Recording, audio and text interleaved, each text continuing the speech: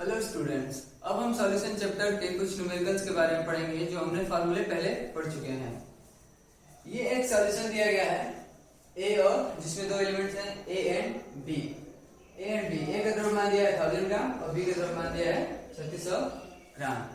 तो इसमें दिया नहीं है विलेय विलायक क्या है, तो हम वैसे ही जानते हैं कि जो अधिक मात्रा में होगा वो विलायक यानी बी हो जाएगा अपना सॉल्वेंट, और एक कम मात्रा में है तो ये हो जाएगा सॉल्यूट यानी कि विलेय। और अब जो हम फार्मूले पढ़े हैं, जैसे द्रव्यमान वेट परसेंटेज ऑफ ए, तो हमने बटा में विलियन का द्रव्यमान दिया है। तो विलियन का द्रव्यमान क्या होता है? विलियन इज इक्वल टू होता है विलेय प्लस विलायक। तो विलेय है 1000 ग्राम एंड विलायक है 3600 ग्राम। तो विलियन का द्रव्यमान हो जाएगा 1000 plus 3600 is equal to 4600 ग्राम। अब वेट परसेंटेज ऑफ ए का द्रव्यमान प्रतिशत यानी ए का द्रव्यमान बटा विलियन का द्रव्यमान। ए का द्रव्यमान है 1000 ग्राम और विलियन का द्रव्यमान है 4600 ग्राम और गुणे 100, जो कि हम फार्मूला कल पढ़ चुके हैं। तो ये आएगा 21.73%। अब निकालते हैं volume percentage of B. B का आयतन प्रतिशत, तो बी का आयतन प्रतिशत में होगा बी का आयतन बटा में विलियन का आयतन। तो आयतन निकालने के लिए हमें द्रव्यमान और घनत्व दिए हुए हैं। तो आयतन बराबर होता है द्रव्यमान बटा घनत्व। घनत्व दिया है 100 ग्राम पर मोल, 1000 ग्राम पर ml, 900 ग्राम पर ml। तो यहाँ से हम आयतन निकाल लेंगे, ए का आयतन बी का आयतन। तो वॉल्यूम परसेंटेज ऑफ बी में क्या होगा? वॉल्यूम ऑफ बी यानी 4 ml divided by volume of solution यानी 4 plus 1 is equal to 5 ml into 100, which will be equal to 80%। अब हम आते हैं द्रव्यमान प्रति आयतन प्रतिशत W by V percentage of A, यानी A का जो वेट होगा वो ग्राम में होगा और जो वॉल्यूम होगा वो ml में होगा। तो W of A will be equal to 100 ग्राम 1000 ग्राम और इसका आयतन है, ए का आयतन है विलियन का आयतन है 5 ml इंटू 100। तो ये आ जाएगा 20 इंटू 100 यानी 2000 ग्राम पर ml, 2000%, यानी हर 100 ml में ए के 2000 ग्राम है। Parts per million of A, parts per million of ए में निकालते हैं अवयवों के भागों की संख्या बटा विलियन के भागों की संख्या।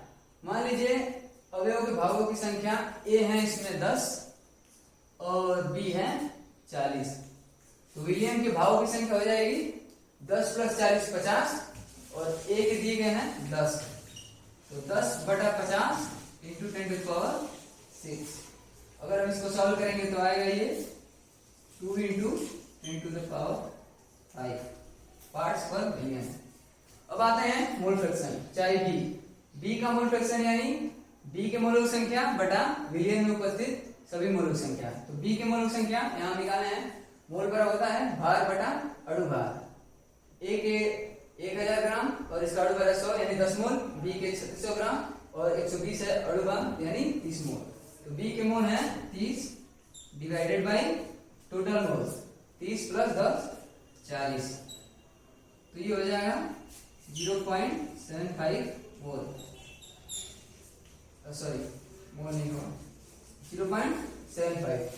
अब कल हम पढ़े थे कि विलियन में उपस्थित सभी अवयवों के मोल फ्रैक्शंस का जो सम होता है वो एक के बराबर होता है। इसमें केवल दो हैं, ए और बी। x से plus x B will be equal to 1। अगर XB 0.75 है तो अगर हम इसमें रखें तो हमें बिना सॉल्व किए XA की वैल्यू निकल जाएगी जो 0.25 होगी।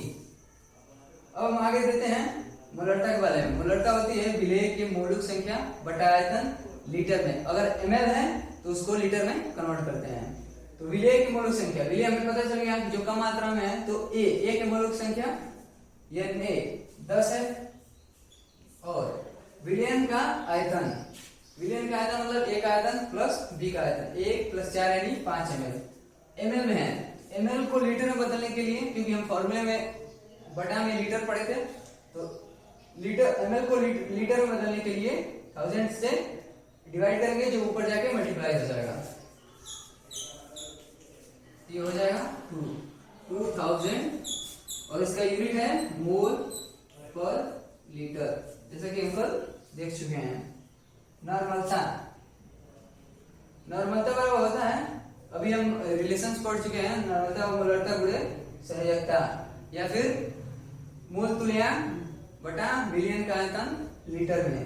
तो अगर हम मान लें कि संयोजकता इसकी दी गई है वैलेंसी संयोजकता बराबर 2, तो हम बिना सॉल्व किए निकाल सकते हैं n बराबर m इंटू वैलेंसी यानी संयोजकता 2। ये हो जाएगा 2000 into 2 this will be equal to 4000, और नॉर्मलता की यूनिट होती है मोल तुल्यांक पर लीटर। अब हम आगे एक और क्वेश्चन देखते हैं, जो कि आपके एनसीईआरटी में दिया गया है। इस तरह के सवाल भी आते हैं। एथिलीन ग्लाइकॉल C2H6O2 के मोल अंश की गणना करो यदि विलियन में 20% द्रव्यमान उपस्थित हो हैं। तो 20% द्रव्यमान उपस्थित है एथिलीन ग्लाइकॉल, यानी कि ये होगा अपना सॉल्यूट 20% द्रव्यमान। ये हो जाएगा W।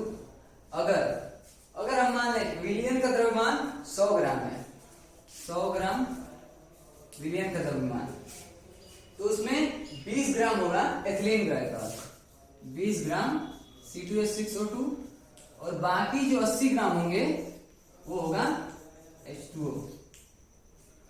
मोल फ्रैक्शन निकालना है एथिलीन ग्लाइकॉल का, तो सबसे पहले हम क्या निकालेंगे, दो चीजें हैं इसमें, एथिलीन ग्लाइकॉल और जल।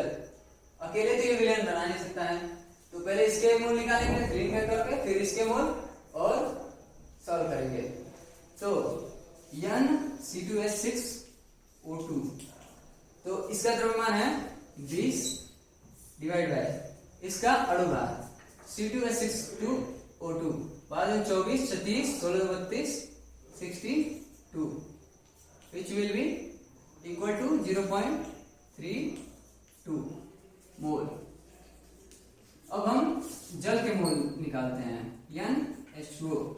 जल का अणुभार तो पता ही होगा, 16 और 2 18, इसका द्रव्यमान है 80 बटा 18, ये आएगा 4.44 मोल।